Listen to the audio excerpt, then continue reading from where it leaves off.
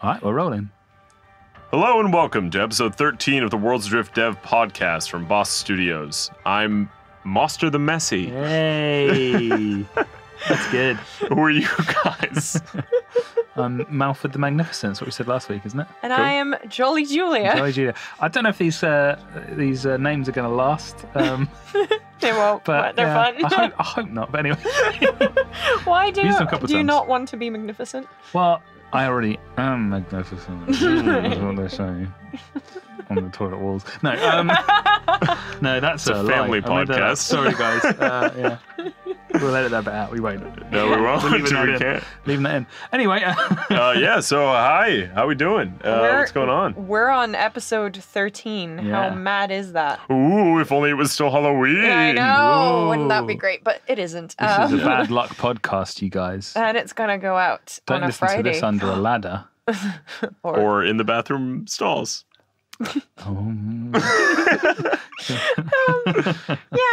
I think I'm all right. How You all are right? you doing? How are you guys doing? Doing okay? Yeah. We've been working pretty hard on getting everything in for update 29. Just hit feature lock. Woo! Oh my god. That was yesterday. Yeah. Yeah. There was a couple. Yesterday to be closing honest, day- I closing day. put one commit in this morning. I've put a couple in today, too. Yeah. You just can't tell Herb. Reveal. Don't tell Herb. Yeah. I don't. But anyway, I'm sure he won't notice. What did you guys put in today? Everything that all players have ever requested. yeah. Everything whatever you're thinking of, must have put it in. I just did some work on the damage curve. So blame me if it's not in there. I like that. That's good. Yeah. So I Fast mean, thinking. this is it. We've had the masterful Tom has come back No. to grace us with his presence. Tenacious Tom. Tenacious Tom. Okay, good. Yeah. That's good. The alliteration. We need to get that. Yeah. The Tenacious Tom has come back and he's done some. He's basically reworked the damage system, so it should, rather than relying on Unity's built-in physics stuff, it's using some of our own sort of systems, which should make it more reliable. When you say damage, you mean player impact damage. yeah, play impact and object impact damage on players. yeah. So you Not know, like cannons and bullets. no, so things like drops should be a bit more consistent. Things like getting hit by things that are flying around should be a bit more consistent. And so I was just sort of doing some work on that curve, balancing it, making it probably a little more forgiving than maybe the first instincts that on the numbers that Tom put in. Yeah, definitely. What is it true? Because some people ask, is it true that depending on what body part you hit, you get more or less damage? In the game at the moment, that is true, but this rework doesn't have that in.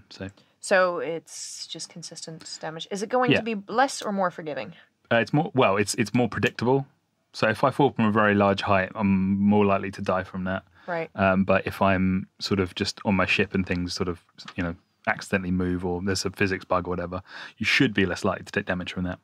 Okay. But I mean, the sort of the reason that it feels unforgiving at the moment more than anything is because you don't know why you're getting hit. Like if you know that if I swing at this speed, it's going to do some damage, then you can plan around that. But if you sort of, I don't know, you climbing something and you get a bit of a force that comes out of nowhere or something, and you just bash into something and die, then that doesn't feel great. Does it not? It doesn't, no. And it's that's sort of the big thing. And, so you should be able to start. It's not it's not perfect. There are still some just in my What balancing do you and mean stuff. it's not perfect? It's not perfect. Well, Unlike everything else. in unlike Worlds everything else Adrift. in Worlds Adrift, yeah. The only thing that isn't perfect is the impact damage. No, but I mean, like I was just messing around with doing some of the stuff. A lot of the things that people do when they're landing on things is they'll hit ragdoll at the right time and hit things at the right angle, and it's still kind of possible to do some of that stuff. So it's not fixed everything, but it is more predictable in general, and I think better. Yeah. If it's more predictable, it's definitely better. Yeah. Yeah. Cool. Yeah. I've been working on the tutorial stuff. what kind some of tutorial stuff? Onboarding for new players. So fans of the game for a long time, this may not apply to you unless you're trying to get your friends to play with you, in which case you should have less explaining to do about how the game works. Yeah, we're working on building out the onboarding for post-Haven. So Haven being the start island. We're working on teaching players how to build and pilot their ship. Now, what's nice about this is it's sort of a dual feature. Is not only do we get the onboarding and hopefully allow new players to access the game more easily, we also are building the foundation for a quest system, which can be used outside of the tutorial in more a general, adding quests to the game.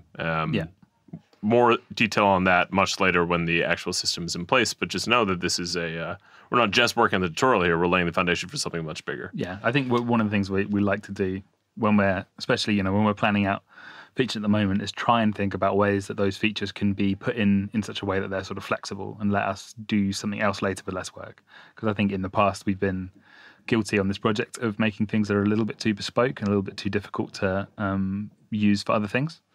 Live and learn. Yeah, so that's one of the big lessons we've learned. Yeah. What else is going into? What else has been feature locked? All the food stuff I was talking about is in. Oliver, just before we recorded this, found an excellent bug where something that's supposed to increase your sprint speed by 10% actually increases it by 1,000%, which is amazing. And they're pleading with me to leave it in the game, but no. Was that what it was all about? Because it just looked like Deck Splash found a new way into Worlds. yeah, trick mode. I mean, yeah, one of the cool things that Warframe did, to be fair, was when people figured out glitches with their jumping and moving system, they sort of made it part of the game. Yeah, exactly. Instead of janking around maps, you can now sort of free run almost. So we like to look at things that are really cool for one reason or another and find out ways of implementing some element of that. But I don't think that 1,000% sprint speed increase is the way that we're gonna do that. Essentially, they were running so fast they were taking damage. Yeah, so we can't have that. Yeah. It was funny. I mean, so one of my favorite items in any video game is this pair of boots that you find reasonably early on in Morrowind. Basically, you're just after you sort of leave the first town, if you're going out and exploring, if you go to the right spot, you just sort of hear this screaming. And then this man falls out of the sky and he just crumples on the floor in front of you. And you're like, what the hell happened here? And you got at him and you just loot him because you're a maniacal person who just loots random corpses that you find. But if you do that, you find he's got some really shiny boots on called the... I can't remember what they're called now. Boots of like high jump or something, and because that worked well for him. Well, that's it's environmental storytelling. You see, it's very good. You put the boots on, you're like, man, this thing will give me like a huge amount of high jump. It's ridiculous. So you put them on, you jump into the sky, and then they've got no enchantment of slow falling on them, so you just land and crumple into a heap yourself, fall to the same fate, and it tells you everything you need to know about what happened to that man. It's amazing, except for where those boots originally came from. That's true. We'll never know. We'll never know. What I like to do though is use those boots and then just have some slow fall potions or levitate the last minute. Yeah. And you can be pretty smart about it. Yeah, pretty smart. That does not confirm any of that for Worlds Adrift. No, but we are going to definitely put boots of blinding speed in, which allow you to run at 1,000% sprint and blind speed. People and blind everyone in real life. We through the game. Yeah. We also. Oh, that's funny. Actually, you can just increase the brightness sharply for people actually playing. Destroy people's monitors or yeah. I swear, guys, they're not out to get you. No. The other stuff that's going in, we've got some exciting new Christmas stuff for the holidays. I'm sorry, we have holiday stuff going in. It happens to resemble some similar colors to what Christmas is normally. Political correctness gone mad. Well, it's Worlds Adrift. PC Brigade. They don't have Christmas in Worlds Adrift. Yeah, no, it's true. Yeah. Foundation doesn't have Christmas. It's not a religious thing. It's just that they don't have that. It's a different planet, isn't it? Festive. Yeah. It's got 2 moons. Yeah, so it's got we got some holiday stuff coming in for that, including a new ship part, which is, I guess we could probably talk about it. It's it's nothing huge. Exclusive. It's just the Christmas lantern, and what's exciting about that is the holiday lantern. Oh God, I said it again. Yes, the holiday lantern. And what's cool about that is that we're also introducing a new dyeing system to replace the one that's currently in there. Sorry, more about the new dye system. Yeah. I can do that. I can also apologize to current players who just got used to the one that we are, added in 27.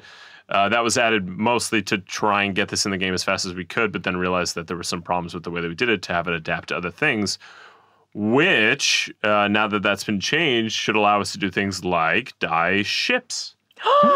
Paint our ships and paint different ship parts and pink ships confirmed. Also horrifically ugly combinations of colors, whatever you want. But mostly pink. But pink is lovely. Is there pinkly? I don't actually know this. Is there a pink dye in the game? There will no, be It's like now. a there's- sort of lightish red, isn't there? Yeah, it's not actually pink. I'm saving that for a special occasion. I was sort of hoping to put that in for Valentine's. Valentine's. Exactly. But maybe we just slide it in there. That's Oh, okay. geez. So the rest geez. of the cool thing about the Christmas lantern is it's the first dyeable light in the game, and so I said Christmas again. Whatever. It's the first dyeable light in the game, and the idea was for it to resemble holiday lights,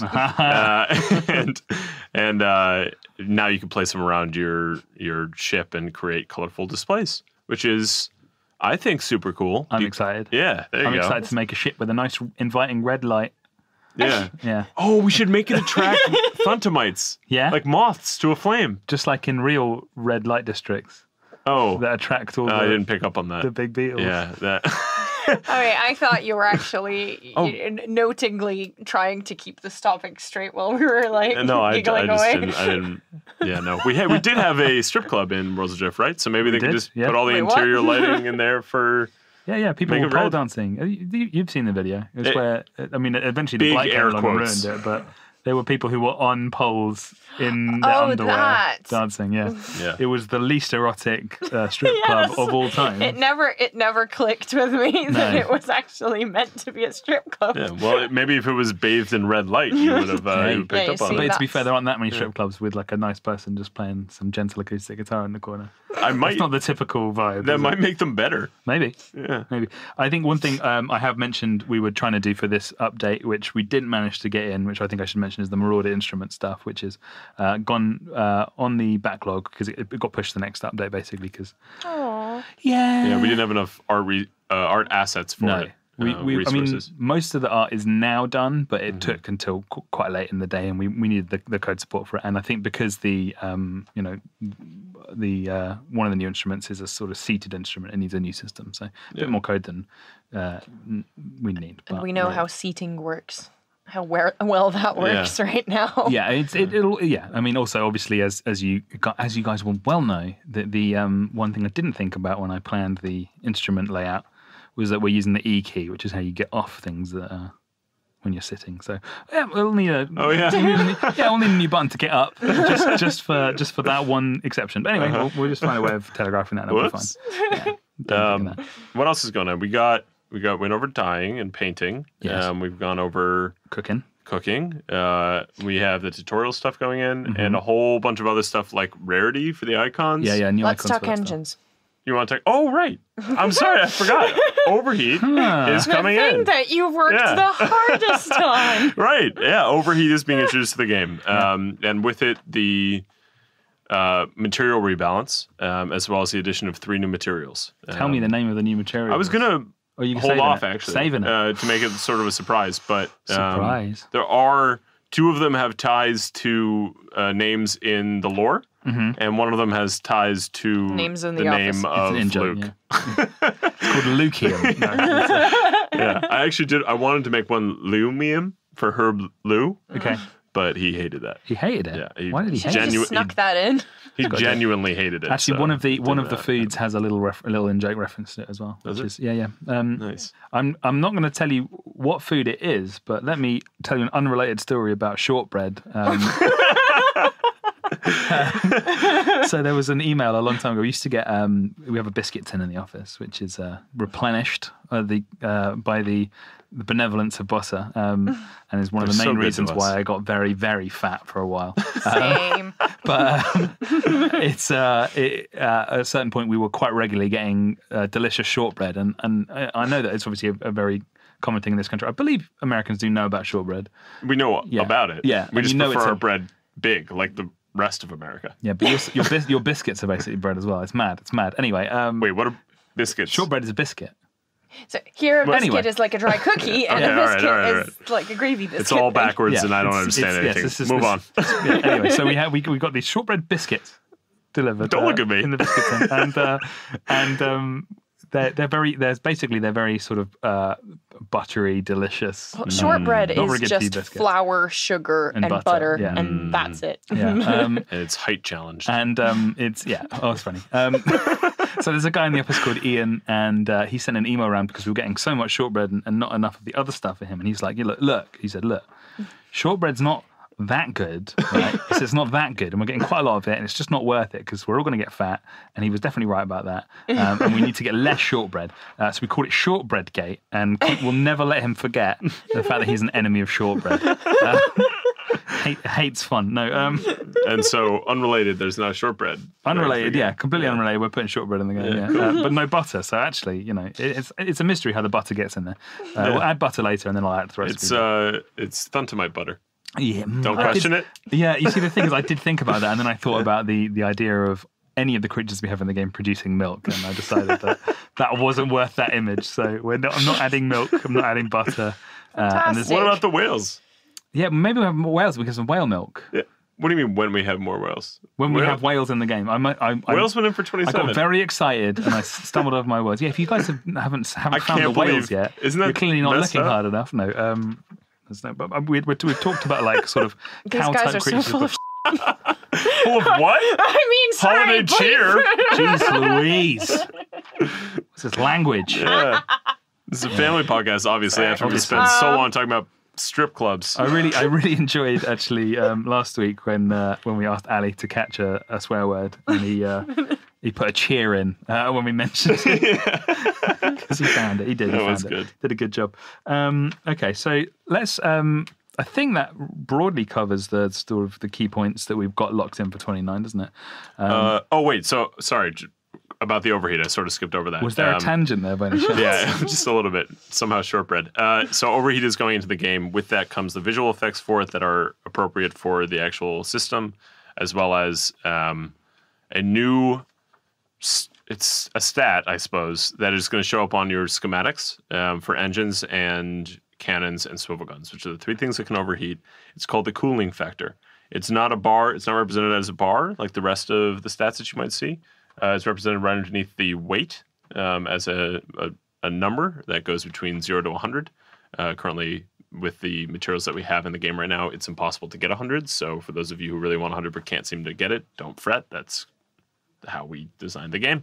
Mm-hmm. And what that does is it should show you how the conductivity of your engine is allowing it to cool, and how efficiently it does cool, and how quickly it cools. Yeah, it's based on stats that are already in the game, so nothing is specifically changing based on the materials that are the thing does already exist. It's just a matter of representing that in a way that is understandable to someone who's actually building an engine. Because one of the things we wanted to avoid was having two engines that, based on the stats that were visible, looked exactly the same, but one of which was wildly better at cooling. Right. What I'm hoping is that maybe we could have another podcast or stream or something dedicated to me explaining the system, because it's a little complicated. I'd love to, or I could write a Tech Tuesday, whatever it is. When it goes live, well, we can do both. Why not both? Sure. Yay!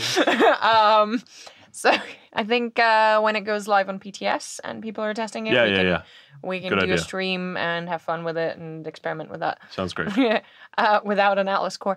And that's going to be hard. And yeah, Tech Tuesdays are always welcome. Yeah, okay. Very welcome. I've got a 16-page document outlining all of it, so we can just throw that in there and let players read it. Sure.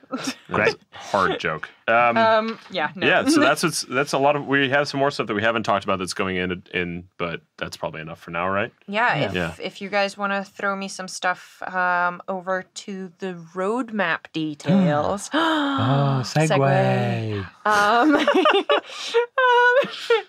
So we've been doing a thing with the roadmap, and the thing is we're adding more details to some of the stuff mentioned on the roadmap.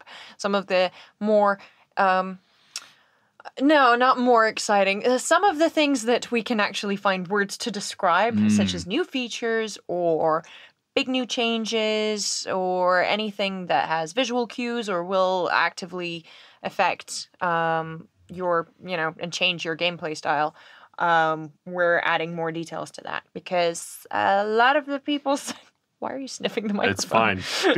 keep going.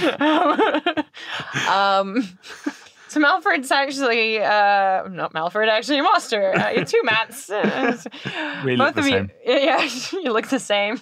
About the same height. have been helping me compile lots of documents, design documents, and I've been bullying the art team. Luke too. Luke was. Luke. giving a hand, I sat down with Luke, and we went through all the history of the stuff that I was asking him about, which was like Riga's Greaves and how that came about. And now it's going. I'm slowly updating the roadmap, and you will now see little read more buttons appearing on most of the roadmap. It's very exciting. It is very exciting. And that will let you read more if you click those buttons. That's true. It's sort of self-explanatory. Yeah, but, I mean, I just wanted to get it out there. Yeah, it's nice sometimes to just make it very clear. Yeah, I suppose that's basically what we're doing with the read more buttons. Nice way to bring it full circle. That's good. Very, very good. Yeah, and you guys can see some earlier iterations of some concept art, including things like, because we're rebalancing and redoing weather walls, you can see how they started and how they were initially designed and thought through. So that's fun. Yeah. But yeah, more deets.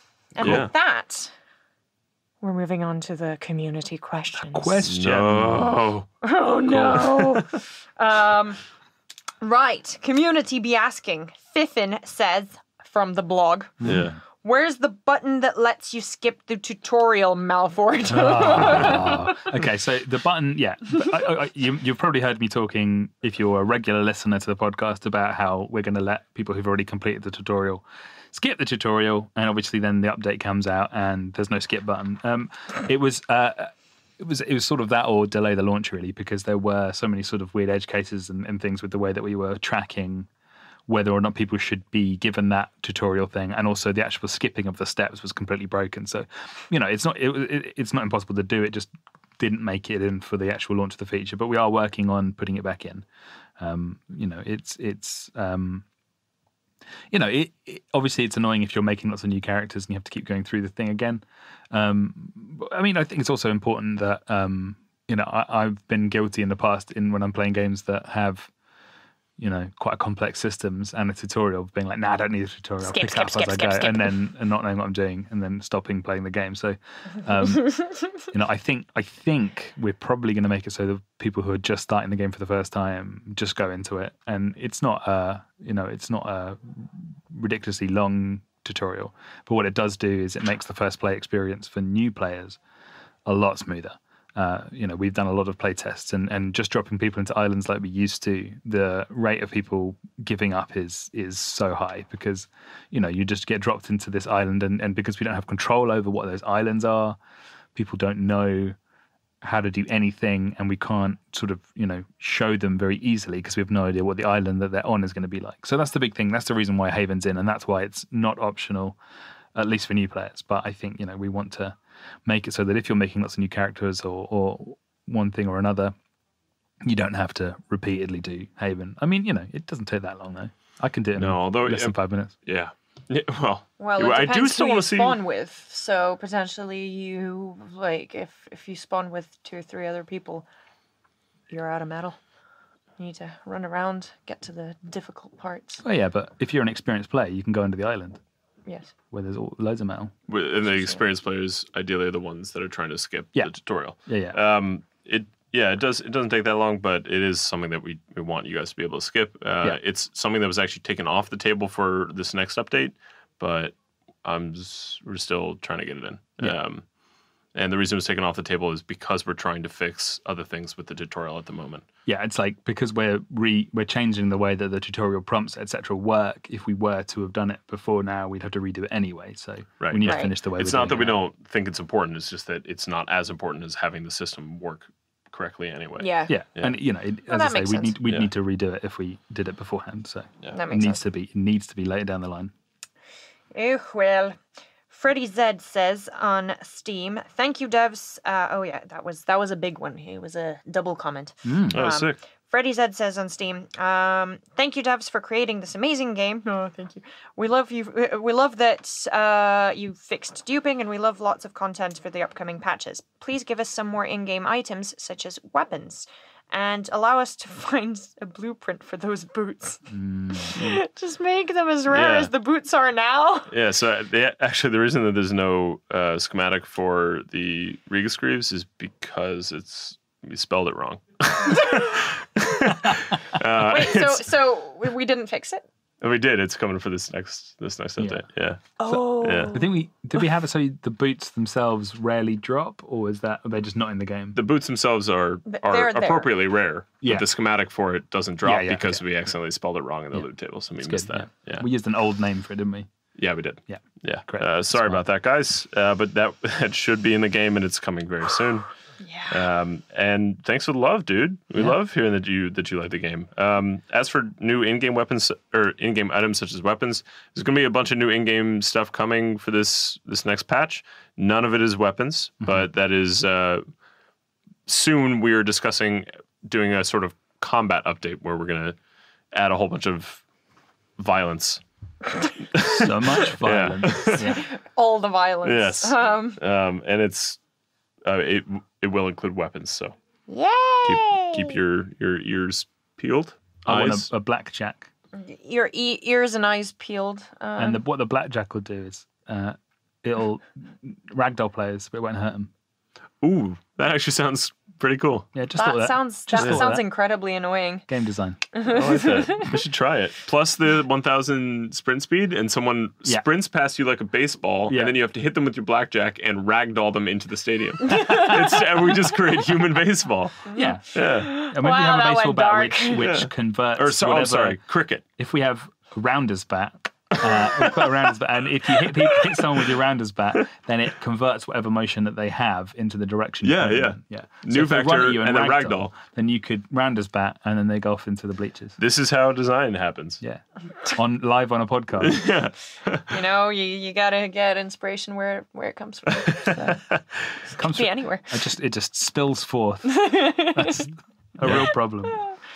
Frozen Waters asks on YouTube, would password protecting containers ever be considered? It would be great, a great QoL mechanic, and could encourage more organic and sporadic grouping and crewing if that danger of losing your stuff to a crew member is mitigated. We all know how attached folks get to their internet stuff. It's interesting, yeah, because I guess at the moment, whoever's crewed on your ship has access to all your stuff. So the idea being that if you put your sort of nearest and dearest stuff in like a special lockbox with a personal lock, then you could feel happier about inviting people to a crew and not have to worry about them just stealing your stuff and leaving. Yeah, that sounds like a cool idea. I think it goes against at least Herb and Luke's idea of what the game is supposed to be, which is this like constantly on edge, who do I trust experience of like, I know when I first started. It's a not necessarily, because it is something that's like, if you aren't sure who to trust, then you could still have this. I mean, if you had like one padlock, for example, yeah, I mean, place on one container. Conceptually, I don't mind it, but it's going to come down to like the holistic idea of what is Worlds and how do we want people to play it in that regard. It's a conversation Very good question. We'll have to have with Luke. Yeah. Very good question from Frozen Waters. Thank you, Frozen Waters. Thank you. It's just ice. So that's what that is. His name is Waters. Oh, okay. I see. I'm not Two sure. T's. I'm not Understood. sure if that's intended to be like an ice pun or Maybe it's What's something about electricity? could be He's the last Maybe. name. electricity. He's electric water type Pokemon. Maybe the last that's Detective Waters. That's a reference. That's a pop culture reference. I love that pop culture. Okay. Anyway, right. Shiraz asks, I have a technical question. How do you build the walls when you make a new world? Do you just have a square overview and draw lines, or do you do it manually in 3D piece by piece? How does it work? Malford. Well, I answered this on YouTube as well, but I will answer again here for the folks at home who are not Shiraz. So basically, there's the tool that we have is it's a big square, and I place down these markers which dictate the different biomes, and those are used to calculate Voronoi cells, which are basically just automatically generated walls, and then I encode those points with the data of what biome type and what culture type they are, and that is used to decide what kind of wall type there are around there, and then I can place islands down from our database onto that and adjust the height of them as well. So I have, control over the sort of longitude and latitude, as well as the height of all the islands. But I don't have direct control over the walls, and I don't have direct control over the shape of things. I just sort of have to move those cells around till it works. Which means if I want to, for example, take one biome and make it bigger than the others for one reason or another, I have to do that by moving all the other biomes in the map away from it. So it's a little fiddly, it's a little awkward, but it's what we've got. And, we want to update it to make it a little bit more intuitive and do some hand-drawn stuff so we can have some things that aren't straight lines. But at the moment, we can't. So we will at some point. I've been talking about that for, I don't know, how long have I been on this project now? 4 years. Yeah, well, I think I've been doing the map for 3 years. So 3 years. Damn. Yeah. Well, one day. Well, here's another question about walls and things and barriers. Squall asks, would it be possible to create a pocket of space within a storm sand wall, like an eye of a hurricane?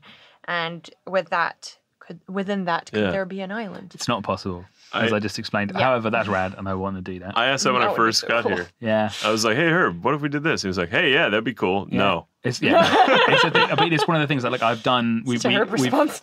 We've done some experiments with hand-drawn maps. We had quite a sort of it was a bit overly technical, a bit hard to use system that just sort of generated the visual patterns. So it didn't work as an actual biome indicator. So it would need more work for that. And to be honest, it was so long and difficult that it wouldn't be viable for a proper map. But as soon as we had that as a system, I was able to make these sort of pocket biomes and stuff. And to be honest, the way that we want to do the whole layout is to have, we have a biome called the Expanse, but it's no more expansive than any others. The idea is that the majority of the map is expanse, and there's not a huge amount of walls or barriers there. And then you have these pockets of other biome types. So a remnants would be a small biome that's in there. And then, so you have these sort of little pocket ones, but then we can do interesting stuff with weather patterns with that as well. That's the idea. We just can't do it yet. It just breaks. Everything breaks. No, it's not. I mean, it's not broken. It's just not made yet that way. And it can't currently That was be a made that reference to make the map bigger. Yeah, no. The map is the size it is. I mean, to be honest, if it was less, because of the hand-drawn maps, it's possible at the same sort of time we'd be able to do it a bit bigger. Maybe. We'll see. Because it'd be less islands. Maybe the creature stuff would be in at that point. Cool. Maybe. Neon asks, Neon Serious. Hey, Neon. Hi, Neon. What happens to your stuff, ship, inventory, everything, when you delete a character?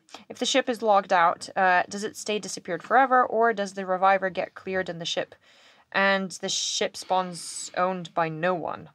Does your now non-existent character drop a bag or whatever was in your inventory and belt when you delete it? I have so many questions. He also says, love the podcast. Keep up the great work, peeps. Say hi to legendary Luke from me, Julia. So I'll do that. yeah, there you go. So I think actually we're investigating a bug right now where the ships do not disappear as they should. But the intended behavior is that when you delete a character, all of your inventory and your ship and everything is just removed from the servers. Yeah, I mean, obviously, if somebody who hasn't deleted their character is still playing the game, then it will stay there. It's only when the last person deletes their character should happen. So if, say there's two people on the ship and one of them deletes it, obviously deletes their character, then the ship would still be there because the other character's still there. Right. You inherit stuff. But if they both delete their character, I think then that's the ship only the should get case deleted. if they're registered to a reviver on that ship. Yeah, that's what I'm saying. Yeah. Cool. But yeah, so that's what the people are supposed to do. But right now, I think it's a little bit different. The character does not drop a bag. The inventory is just Just deleted. gets deleted, yeah. Yeah. All right. Well, And thanks for the love. yeah. appreciate it. I was actually very pleased with how sweet most of the comments for last episode were. Yeah, cheers, guys. I mean, this is Thank you. why we do them. We do them for you guys. We want to help you, and we love hearing the positive feedback. Thank you. And the questions, man. Some of these questions are awesome. Like this next one. Yeah, the Crazy Savior asks. All of these, by the way, are from YouTube. I've always been a fan of having to overcome an environmental aspect of the game. So speaking of new biomes and a little actual player versus environment content, would we ever get a storm zone? Wait, I skipped a line. No, that was right. No, That was we would get a storm zone. Something like a storm wall, but scaled down in roving lightning areas, similar how to rain spawns in particular spots. I feel like the weather is a huge environmental aspect that could make even the dullest moments of the game very exciting. Yeah, so I think the two on the roadmap biomes that we have coming up, the next one will be the Arctic biome, which will probably have some sort of blizzards, and the one after that, the jungle biome, and the sort of very early designs we have for that involve sort of quite a lot more player versus environment stuff. So the sort of I don't know if this is what it's going to end up being, but this is the plan that I wrote out for it like a year ago was that it would have a lot of poisonous clouds, like noxious stuff in it. So there would be ways that island creators could make things that create. Julia is laughing because of farts. I was about to say I think it's because of farts. It's the fart biome. But no, there will be poisonous gases and potentially also some interesting things like some different kinds of insects that could bite you if you walk through them, and some they would be sort of in the same way not that we just a thundermite that just bashes into you. It's not just like that. Well, the idea is that it's like you get the fireflies, which are sort of little particles that go around. So instead of creating a new creature with behaviors, it's this cloud of insects that exists on these islands, and they would maybe bite you or do some other interesting things. Maybe some bouncy mushrooms, because I love bouncy mushrooms. I mean, we are chock full of ideas for different biomes. So many ideas, and none of that is confirmed because it's all just written down in a Google Doc that I thought about a year ago. Sick. But some of that sounds cool, doesn't it? Yeah. But yeah, like also like storms in general. I think roving storms is something that we would like to do anyway, and so potentially we'll have something along those lines. In maybe even in an existing biome at some point. But yeah, we need to do more with the weather patterns as and when we can sort of expand that system. Okay, cool. Well, on that note, unfortunately, we are running out of time for this podcast. Because we want to keep it short and sweet and sassy and leave you wanting for more. Okay. Do you want to sign off? I do, Mr. yeah. Malford? Mr. I'm Monster! I'm the I'm other one. sorry! She's so racist. She thinks all maps look the same. Sure. Thank you very much for listening to episode number 13 of the Worlds Podcast. If you'd like to get in touch with us, you can go and do so on worldsadrift.com, on Facebook at Worlds Adrift.